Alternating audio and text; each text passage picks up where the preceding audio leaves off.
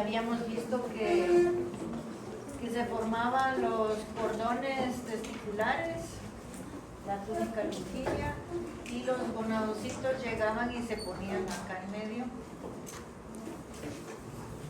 como ven acá, y que se formaban también los conductos o cordones, no son cordones, los conductos de la red de testis, que es como la equivalente a la médula en el ovario, y que de esta red de testis entonces van a salir los vasos eferentes, más o menos en número de 5 a 12, que se van a ir a comunicar con la cabeza del epidídimo, donde van a terminar de madurar los espermas y luego se conducen ya, ¿verdad?, por todas las vías de conducción que vamos a ir viendo ahorita.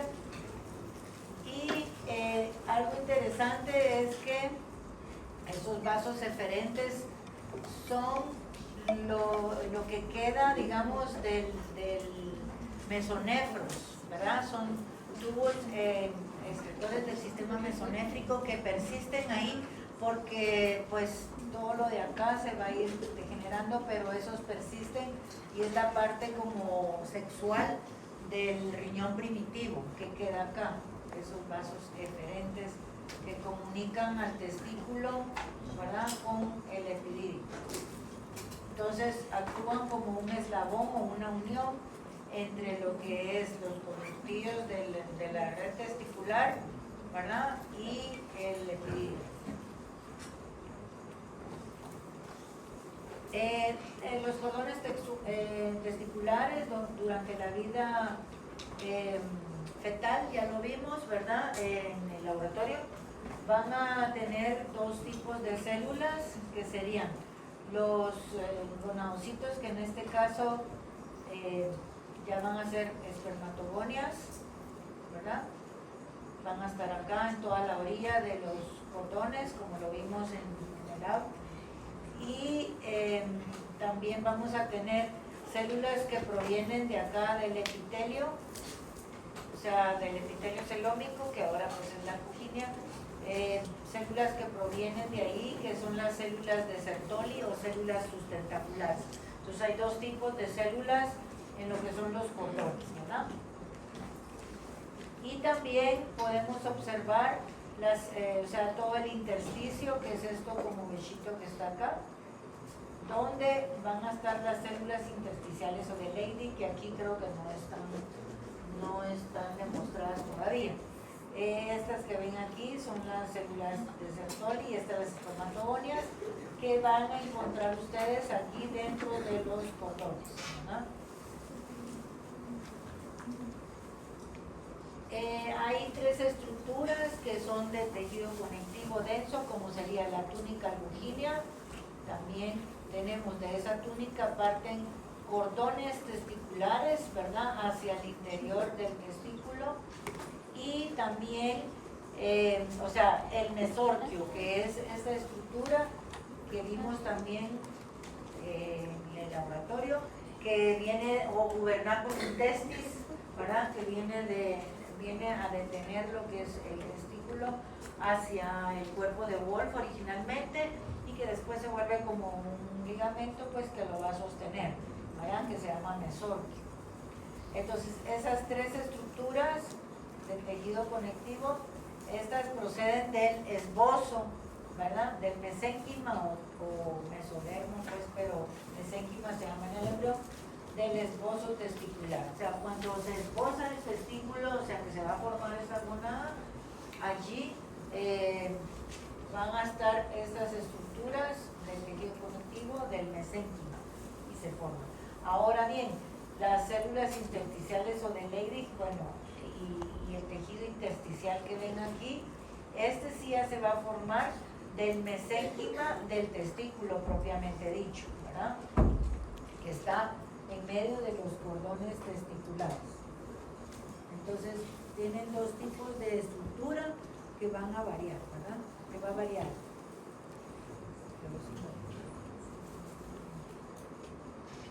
Bueno, o sea, que dice, bueno, aquí sí está hablando un poquito de las células de Leydig, que ya las vimos también, Son células bastante grandes con citoplasma acidófilo, núcleo basófilo y tienen formas diversas, ¿verdad? Y se encuentran abundantemente en lo que es el intersticio, o sea, en medio de los cordones, entre cordón y cordón.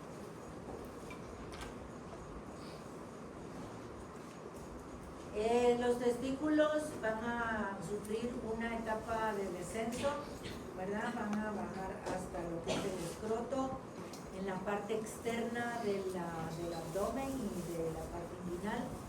Y los ovarios también sufren un descenso, pero se quedan a nivel abdominal, ya no siguen descendiendo.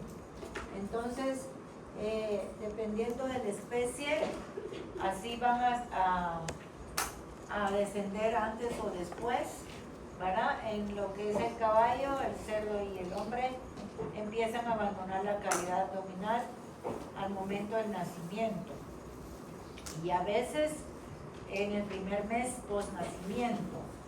Sin embargo, algunos caballos todavía se puede esperar un poco más tiempo porque todavía bajan, ¿verdad? Descienden. Eso es como raro, pero sí, así pasa. Y se habla a veces de caballos que están chiclanes, se llaman en el campo, cuando solo tienen un testículo y que no ha bajado el otro, ¿verdad? Por ejemplo. Sí, a veces pasa eso, pero no es lo normal. Lo normal para que bajaran desde el nacimiento o al mes, lo más. Así es, casi. Bueno, y en los rumiantes estos sí descienden todavía cuando están adentro, o sea, son feto, más o menos 31.5 centímetros, ¿verdad? Cuando es un feto, más o menos al tercer mes. Y en los perros sí descienden después del nacimiento, ¿verdad? Ahí sí, eso sí es normal. Sin embargo, después de un tiempo, pues si no han bajado, sí es que hay problema. Aquí no vamos a entrar mucho en detalle, esto lo ven después, pero cuando a veces hay problemas, sean genéticos o muchas causas, pero no logran descender, a veces no desciende solo uno, a veces no descienden ambos. Entonces a esto se le llama criptorquidia y por eso puede ser uni o bilateral, y también pueden ser que se queden a nivel del abdomen o a nivel inguinal, ¿verdad? Entonces depende, van bajando y puede ser que se queden en el abdomen o en la región inguinal. Al momento de ayudarlos a operar, pues sería más fácil si están en la parte inguinal. Esto no quiere decir que no sean, o sea, si solo tienen un testículo siempre van a ser fértiles, ¿verdad? Y hay que tener cuidado porque siempre van a peinar a las hembras. Y como les digo, casi siempre es un factor genético, entonces si no queremos que nos sigan naciendo así, pues mejor no lo usamos para reproducción. Ahora, si son ambos testículos, también ojo, porque estos animales siempre van a tener las células de Leydig, ¿verdad?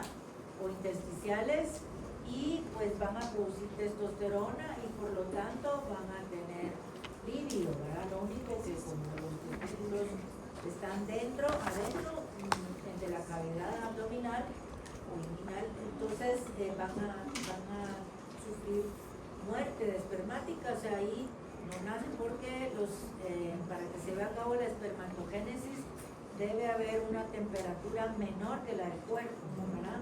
En el caso del ser humano, por ejemplo, estamos a 37 grados, ellos tienen que estar como a 36, ¿verdad? Entonces en los testículos siempre va a haber un poco menos de temperatura y por lo tanto cuando no descienden no hay formación de espermatozoos, pero sí podrían ellos saltar a una hembra que está en celo e indicarnos que esa hembra está en celo. Entonces se usan a veces como marcadores, ¿verdad? Cuando la monta es así libre, digamos, ¿verdad? Aunque necesitamos saber para inseminar también, pues necesitamos ver quiénes están en celo, ¿verdad?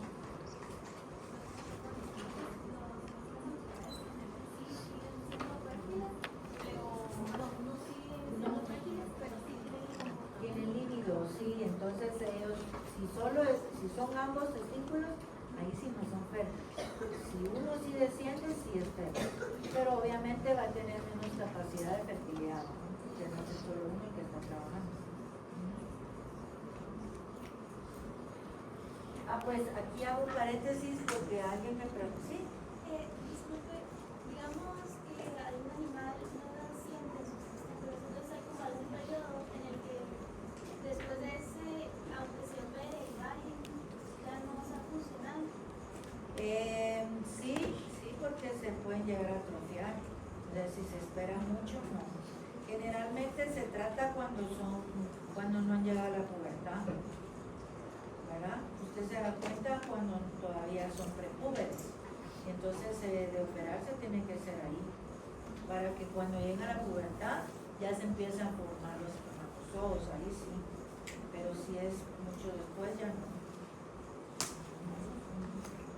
Aquí hago un paréntesis, alguien me decía ayer, creo que por ahí lo había visto, pero ya se me perdió el teléfono, que el doctor Llerena les había indicado que en las vacas no hay glándulas sexuales accesorias menores, ¿verdad? Entonces yo me puse a ver porque en mi literatura, no sé, me acuerdo dónde la saqué, dice que sí. Lo busqué en Google y dice que sí, pero lo busqué en un libro de anatomía que tengo yo de Alemania y ahí no lo menciona. Entonces, táchenlo y disculpen, no lo vamos a poner. Ahí está, si usted me va, y vamos a quedarnos con que solo hay mayores, ¿sí?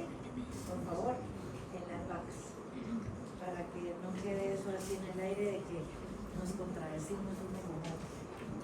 Entonces, por favor, arreglen eso. Yo lo voy a arreglar aquí también. Bueno, el conducto mesonéfrico, entonces, bueno, aquí ya terminamos con los testículos y vamos a ver los conductos. El conducto mesonéfrico de Wolf sería más o menos a la séptima semana del desarrollo. Su segmento craneal es muy tortuoso porque crece muy rápido. Tortuosos que hacen todos los movimientos, es muy rápido el crecimiento y va a ser lo que es el conducto lepidídico. Pero que está en la región caudal o cola, ese va a permanecer extendido, o sea, más recto, y este es el que va a formar el conducto deferente, fíjense, una D, deferente. Y también este conducto, ya lo vamos a ver en otras imágenes, este conducto de Wolf va a formar lo que es la vesícula seminal y el conducto eyaculador. Entonces, del conducto de Wolf o mesonéfrico se forman 4 estructuras, bueno, 3, pero digamos 4. El epidídimo, el conducto deferente, la vesícula seminal y el conducto eyaculador. ¿Sí? 4 estructuras se forman del conducto mesonéfrico. Aquí tenemos conductos mesonéfrico y paramesonéfrico, esto ya se los había enseñado antes, para mesonéfrico, que sería pero el mesonéfrico es este. Este es a las 7 semanas y aquí estamos a las 9 semanas y pueden continuar el conducto mesonéfrico. Recuerden que este conducto mesonéfrico también sirve para formar parte de lo que es el aparato urinario, ¿verdad?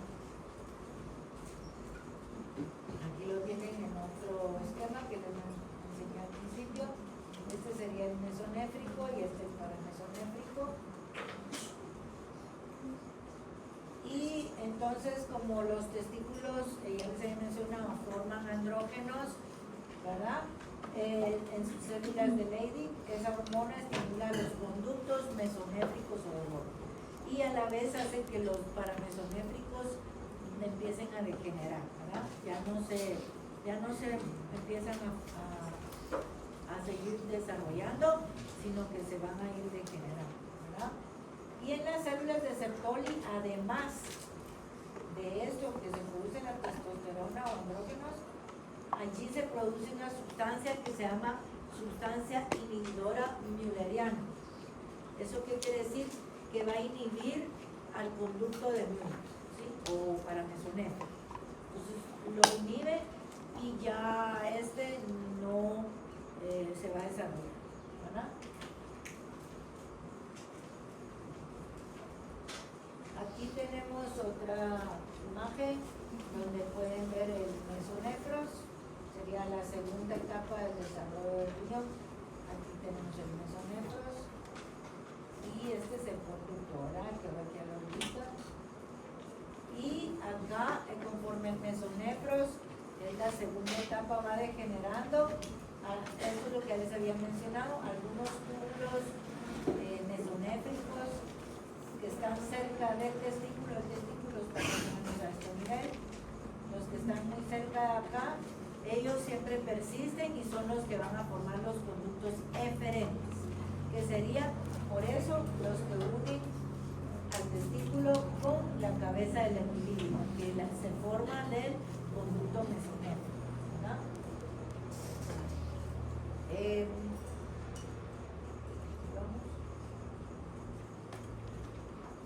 Aquí seguimos con el conducto mesonéfrico. Entonces este es el testículo, vean, estos serían los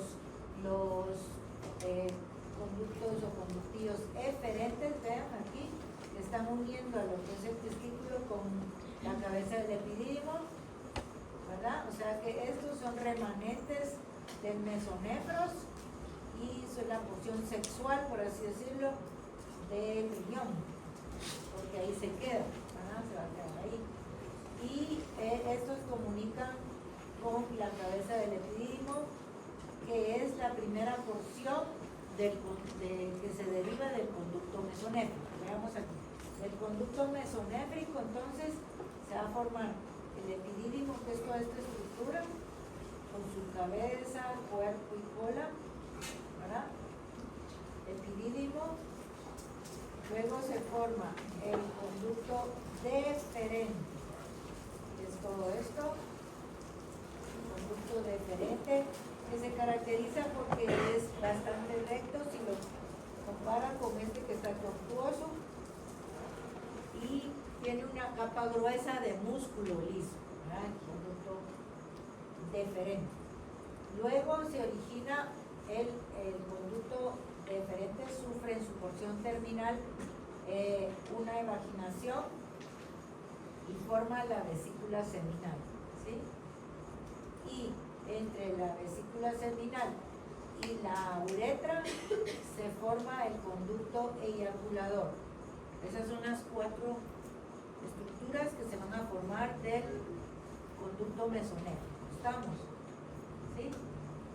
Creo que eso es lo que dice ahí todo, pero no lo leo. Sí, bueno. Entonces aquí en rojo pueden ver el recorrido, ¿verdad? Aquí tienen el epidídimo, conducto deferente, vesícula seminal y conducto eyaculador.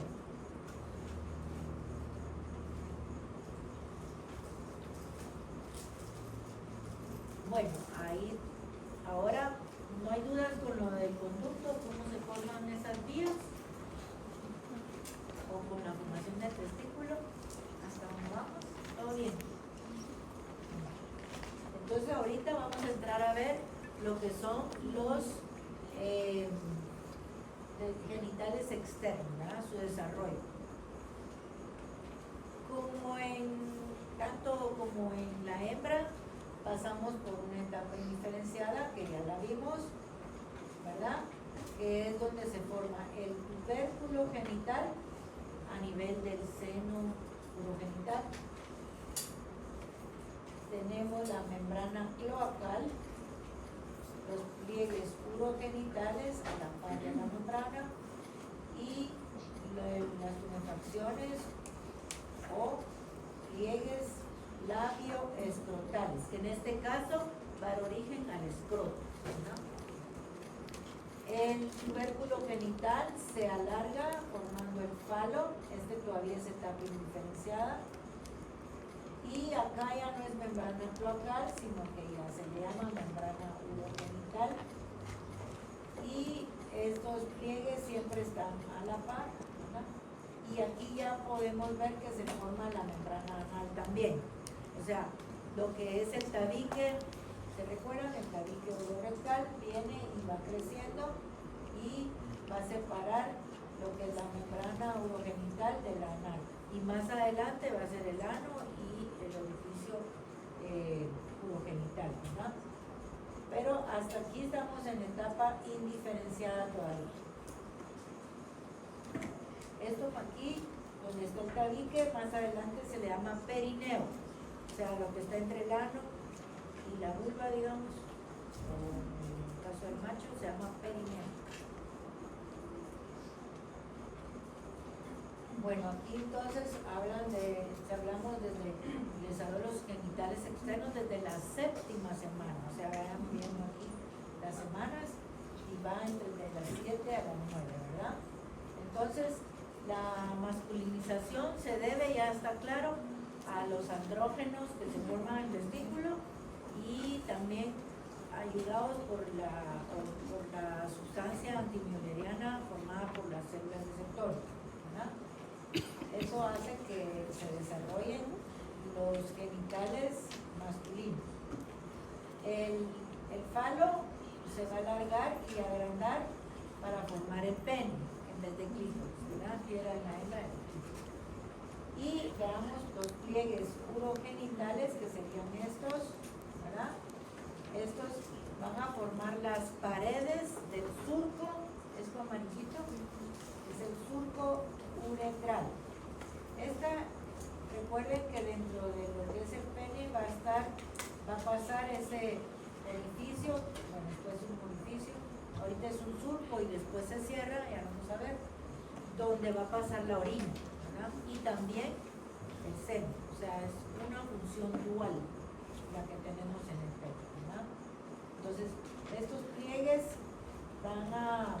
las paredes van a formar, o sea, lo que es el surco uretral en la superficie ventral del pene, ¿verdad? Y estos se van a fusionar. Recuerden que en la hembra quedaban más o menos libres para formar los labios menores. Aquí se fusionan casi en todas sus partes, ¿verdad? A todo lo largo de lo que es la superficie ventral del pene. Y se va a formar algo muy importante acá, que es la uretra, ¿verdad? La uretra esponjosa. Aquí pueden ver ya el perineo, que ya está bien separado lo que va a ser el ano de lo que son los genitales externos. Aquí tienen más en secuencia, ¿ves?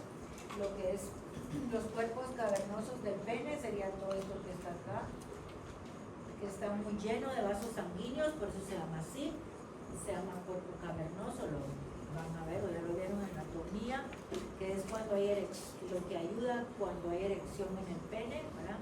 Se llenan esos vasos y logra que se mantenga aquí a este nivel, lo estamos viendo acá.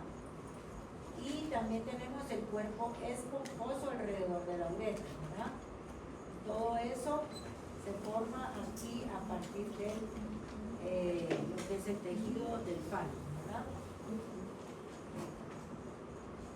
Y bueno, las prominencias labioescrotales también se unen, ¿verdad? Se fusionan una con la otra para formar lo que es el escroto. El escroto es la bolsa donde va a estar el testículo, ¿verdad? Y va a quedar una línea de fusión, vean, tanto de los pliegues labioescrotales en el pene como en el escroto también, que se ven muy bien y se llama rafe escrotal.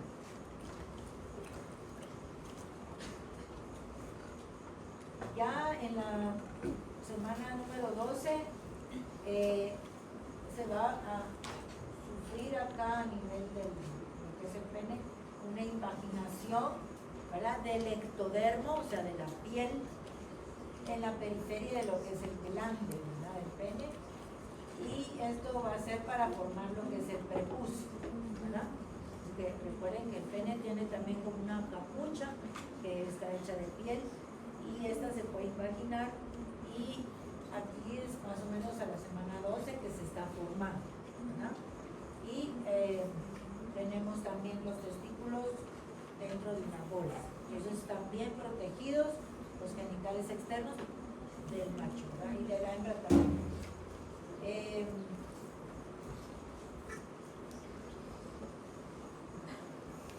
Entonces, pues aquí vemos el rafe escrotal que ya les dije y el rafe penial, que es la unión de tanto de los tunefacciones labioscrotales como de los pliegues genitales, ¿no?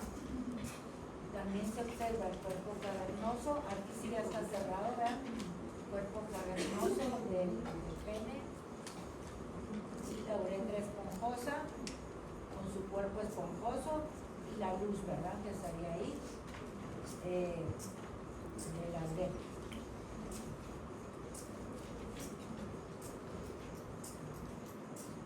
No sé si tienen dudas hasta aquí. Vamos bien. Entonces vamos a ver, en el macho también hay glándulas sexuales anexas, ¿verdad? Una de ellas, ya la vimos cómo se formó, es la vesícula seminal, que esta proviene de la parte caudal del conducto deferente, ¿verdad? Que es, originalmente era el conducto mesonéfrico, ¿sí? También tenemos el conducto eyaculador, que sería también del conducto mesonéfrico, que proviene, y se va a ubicar entonces en donde termina la vesícula seminal, ¿verdad? Y la uretra, en medio de ellos. ¿Por qué? Pues porque, miren, pues estas glándulas lo que tienen, su función es sacar líquidos, ¿verdad? Para dar volumen al espermatozoide que se formó en los espermas que se forman en los testículos. Eso da volumen y juntos ya se llama semen, ¿verdad? Que es lo que uno va a estudiar, ¿verdad? En un examen de semen, mira uno muchas cosas que van a ver ustedes en el laboratorio clínico, pero al sacar una muestra, pues es de semen. Ahí van a ir los espermatozoides, pero también van a ir líquidos, ¿verdad? Que se forman de estas glándulas sexuales anexas. Entonces, como acá se forma ese líquido, va a pasar por acá, por el conducto eyaculador y va a salir por medio de la uretra, ¿sí? Aquí en la uretra, aquí sale lo que es orina y también, vean, va a salir todo lo que es el seno, ¿verdad? Bueno, entonces ese conducto eyaculador también proviene del conducto mesonéfrico.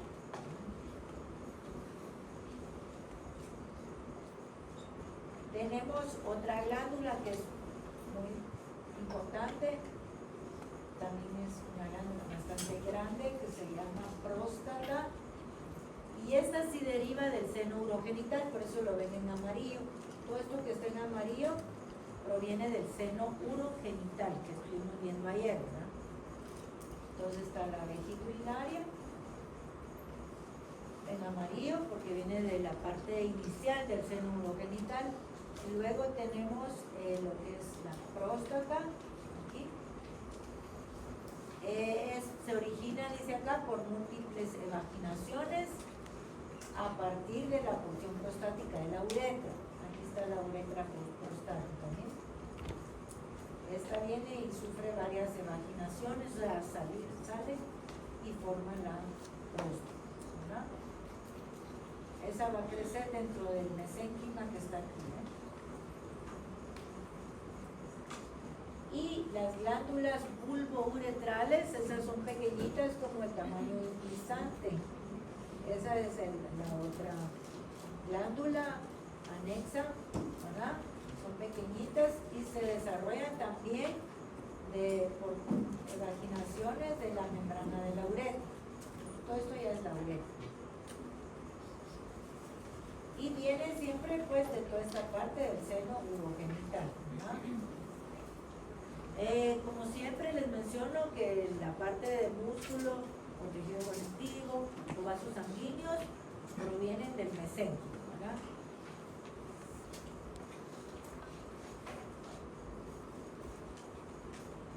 Perdón, aquí hay un error en aquí es gubernáculo testis o testicular.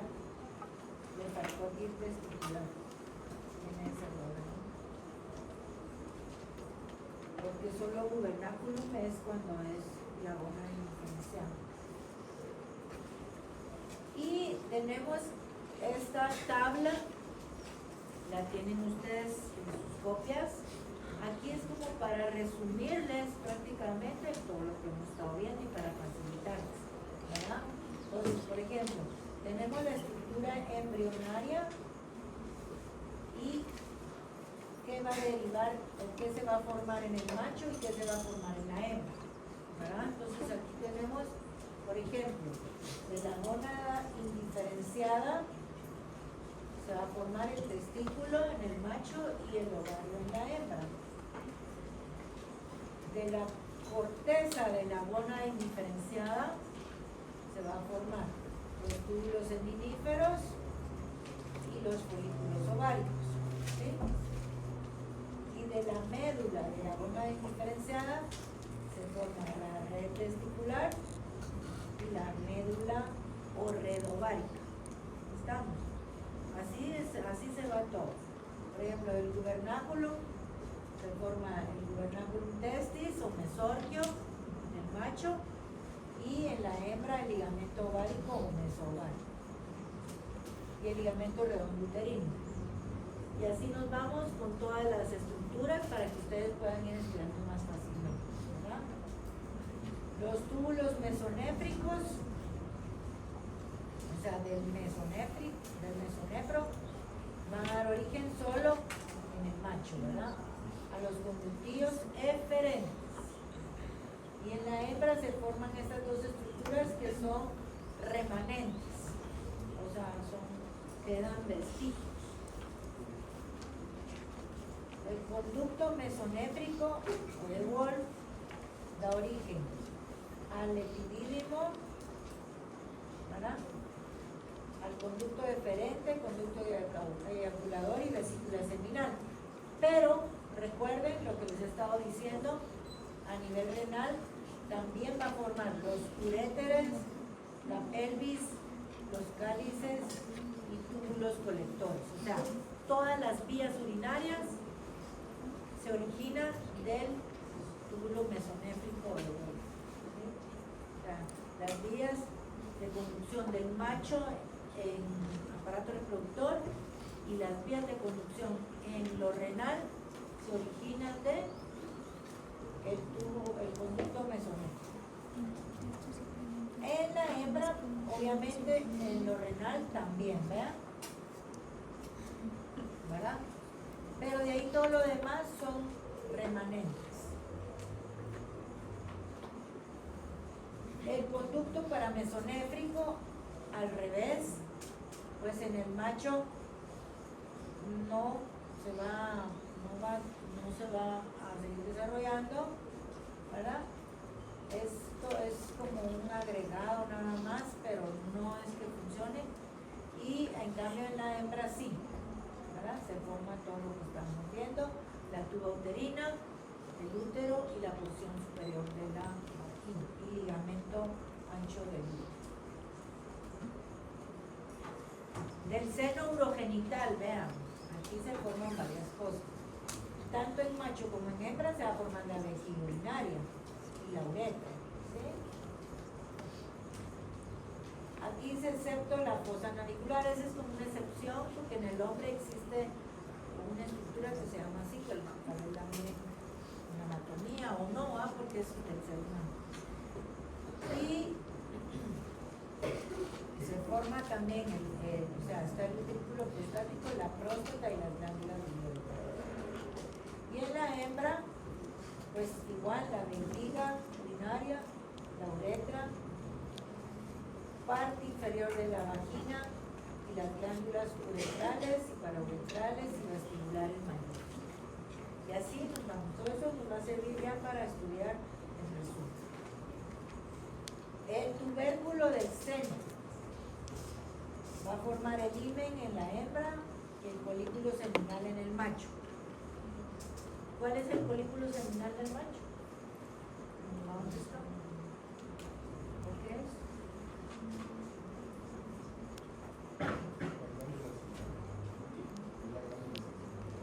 No, ese folículo seminal es donde va a llegar a nivel de la vejiga urinaria. Esto no lo han visto, pero vean, un poco, lo vemos nosotros. Es donde llega, digamos, vienen los que es el conducto espermático, ¿sí? Y llega a dejar todo lo que se formó, ¿verdad? Lo pone en una como estructura a nivel de la vejiga urinaria ya para que salga por la uretra, ¿sí? Es como un recipiente, por así decirlo, pues, para que entiendan mejor, que se encuentra en la pared de la vejiga urinaria.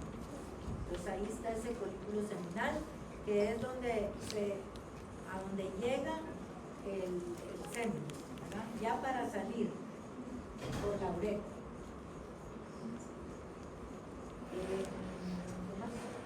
Y el falo pues va a dar origen al pene, glande, cuerpos cavernosos, cuerpo esponjoso, en el macho, en la hembra, clítoris, glande, cuerpos cavernosos y intestino. Los pliegues urogenitales, que es lo que está cerca de la membrana cloacal originalmente, va a dar origen al aspecto ventral del pene y a los labios menores en la hembra. Y las prominencias labioscrotales, en el macho al escroto y en la hembra los labios mayores. Y acá tienen todo lo que quiere decir eso, lo que son los remanentes, ¿verdad? Para que ustedes puedan ver. Y finalmente les voy a, creo que si nos da tiempo, les voy a poner, bueno, este es un esquema de la uretra esponjosa y la fosa navicular. Es una estructura anatómica que se encuentra en el glande del pene. Y es del ser humano. Y entonces al final les voy a poner el resumen acá, más o menos de lo que estoy viendo aquí, pero ya resumido, por si les interesa, porque aquí les estoy resumiendo yo qué va pasando en cada semana, al menos las primeras semanas. En la tercera, ¿qué dijimos? Que aparecían los gonadocitos en la pared del saco vitelino, o sea, el cordón umbilical y pedículo deltoideo, ¿verdad? Llegan por movimientos amiboideos a las crestas gonadales e inducen el desarrollo ya de las gonas, ¿sí? Y que se formen espermatogonias y ovulos, o sea, los que van a dar origen a los gametos, ¿sí? Esto cuando alcanza la madurez sexual, ¿verdad? A la cuarta semana se evidencia el esbozo de las crestas gonadales que se desarrollarán entre el mesenterio dorsal, también lo vimos, mesenterio del intestino, y el mesonefros, ¿sí? Que es una etapa del desarrollo del riñón. Una a cada lado de la línea media, que van a ser los ovarios o testículos, ¿verdad? Son las gónadas. Por proliferación del epitelio celulómico, o sea, el epitelio que está alrededor, y del mesénquima subyacente. Estas van a ser estimuladas por la llegada de los gonadocitos. Eso que no se les olvide. Si los gonadocitos no llegan, no hay desarrollo gonadal. Y también, aparte de eso, se forma el tubérculo genital, ¿vean? Que es el que va a dar origen a los genitales externos, ¿verdad? En la cuarta semana. Quinta o sexta, ahí todavía es etapa indiferenciada para todo, ¿verdad? Los gonadocitos ya llegan totalmente a las crestas gonadales por vía mesenquimática, no se les olvide, no sanguínea, no de ninguna manera, sino que van por el mesenquima, siguiendo el mesenterio dorsal a nivel del intestino caudal. Y así hacen que se estimule la cresta gonadal, ¿verdad? A la sexta semana dice el tubérculo genital se convierte en falo, muy importante. Y la membrana cloacal se convierte en membrana urogenital. También el tabique urorectal se une con la membrana cloacal al final de esta semana, sexta, y la divide en membrana urogenital y membrana dorsal, o sea, anal, ¿no? Circulación anal. A la séptima, la gónada masculina se empieza ya a diferenciar y va a formar gametos masculinos por división mitótica, o sea, van a formar espermatogonas. Las células de Sertoli también se encuentran ahí, se están formando la sustancia antimileriana y las células de Leydig forman testosterona. ¿Estamos? A la séptima. Y también se inicia la diferenciación de los genitales externos. Importante. El falo ya se va a formar lo que es el pene en los machos y el clítoris en la hembras. A la 12ª, que ya es cuando, al tercer mes, cuando ya podemos diferenciar prácticamente si es testículo o es ovario, ¿verdad? La gónada femenina, no, perdón, cuando a la 12ª, cuando ya la gónada femenina se empieza a formar, a diferenciar en ovario, ¿verdad? Y más, y después se van a formar las ovogonas